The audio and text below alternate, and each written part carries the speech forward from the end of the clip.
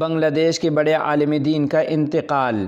تفصیلات کے مطابق بنگلہ دیش کے دارالحکومت ڈھاکہ کے اسلام باغ مدرسہ کے انچارج علامہ شاہ احمد شفیع کے خلیفہ علامہ مفتی عبدالغنی الغازی انتقال کر گئے ہیں۔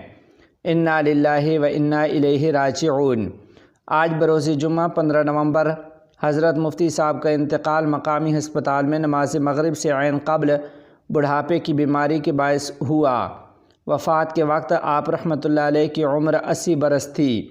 مرحوم کی نماز جنازہ کل بروز ہفتہ شام 4 بجے چاند غازی بھویا جامع مسجد فینی میں ادا کی جائے گی۔